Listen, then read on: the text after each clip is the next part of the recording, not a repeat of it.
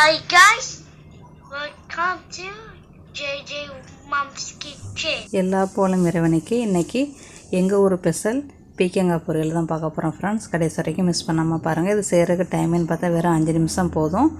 சாதத்தோட சாப்பிட ரொம்ப அருமையாக இருக்கும் ஃப்ரெண்ட்ஸ். அதுக்கு முன்னாடி நம்ம சேனலை Subscribe and like.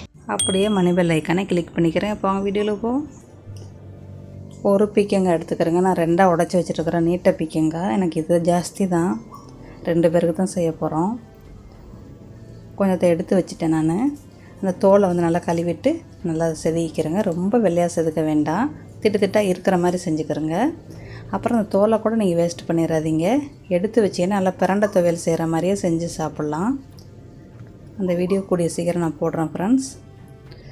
இந்த தோலை வந்து நீங்கள் வந்து ஐஸ் பெட்டில் எடுத்து வச்சுட்டு ஒரு 3 நாளைக்குள்ள நீங்கள் செஞ்சிடணும். செஞ்சு சாப்பிட்டா ரொம்ப சூப்பராக இருக்கும். இன்றைக்கே டைம் இருந்தால் இன்றைக்கே செஞ்சுருங்க. இல்லைண்டா நீங்கள் வச்சு ஒரு 3 நாளைக்கு ஐஸ் பெட்டில் வச்சு செய்யலாம். அதுக்கு மேலே வைக்காதீங்க. அப்புறம் நீல வாழையோ கட்டையாவோ சின்ன பீஸாவோ உங்கள் விருப்பம் எப்படியும் வெட்டிக்கிறேங்க. வெட்டி உப்பு தண்ணிக்கில் ஒரு 5 நிமிஷம் ஊற வைங்க. கடாயை அடுப்பில் வச்சு ஒரு 2 ஸ்பூன் எண்ணெய் போட்டுக்கிறேங்க. போட்டு கடுகு உளுந்து, அப்புறம் வந்து ஜீரகம், அப்புறம் பட்டை மிளகா, கருவேப்பிலை எல்லாத்தையும் போட்டு லைட்டாக பொரியட்டும். பொரிஞ்சோடனே பூண்டு வெங்காயத்தை போட்டு அதுவும் பொரிஞ்சதோட பீக்கங்காய் ஊற வச்சதை நல்லா கழுவிட்டு போடுங்க. இப்போ பூண்டு, அப்புறம் வெங்காயம். பூண்டு வந்து ஒரு 2 பல்லு பூண்டு நல்லா தட்டிக்கிறேங்க. வெங்காயம் வந்து ஒரு பாதி வெங்காயம் போதும் நம்மளுக்கு. அதையும் போட்டு நல்லா கிண்டிக்கிறேங்க. பொன்னிறமாக பொரியட்டும், ரொம்ப கருக விட்டுற வேண்டாம் தாளிப்பை. அப்புறம் வந்து நம்ம பீக்கங்காயை வந்து சுத்தமாக நல்லா கழுவிட்டு எடுத்து வச்சுக்கிறோங்க. எடுத்து வச்சு அதில் போடுங்க. போட்டு அதுக்குள்ளே காய்க்குள்ளே உப்பு அதையும் போட்டு ஒரு 2 நிமிஷம் மூடி போட்டு மூடி வைங்க. அது நல்லா பீக்கங்காய் வந்து நல்லா தண்ணி விடும். அதுக்கப்புறம் நம்ம மசாலாத்தூள் போடுவோம். காய்க்குள்ளே உப்பு போட்டு கிண்டி விடுங்க. இப்போ மூடி போட்டு ஒரு 2 நிமிஷம் அது குக் ஆகட்டும். அந்த பீக்கங்காய் நல்லா தண்ணி விடும். அந்த தண்ணியிலே வந்து நல்லா வெந்துடும். 2 நிமிஷமே போதும் நம்மளுக்கு. ஏன்னா உப்புக்குள்ள ஊற வச்சுருக்குறோம். இப்போ நம்ம மசாலாத்தூள் கலப்போம்.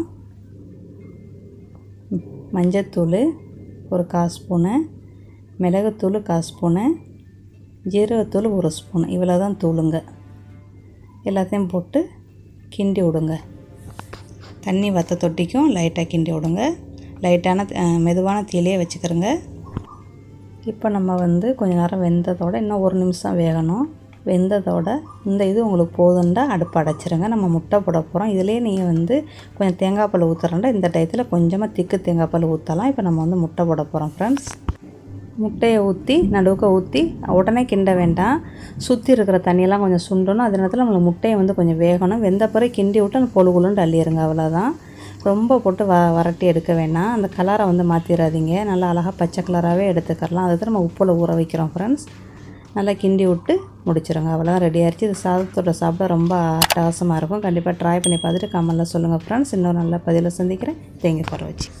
Hi guys, thank you for watching JJ Mom's Kitchen. Bye, see you soon.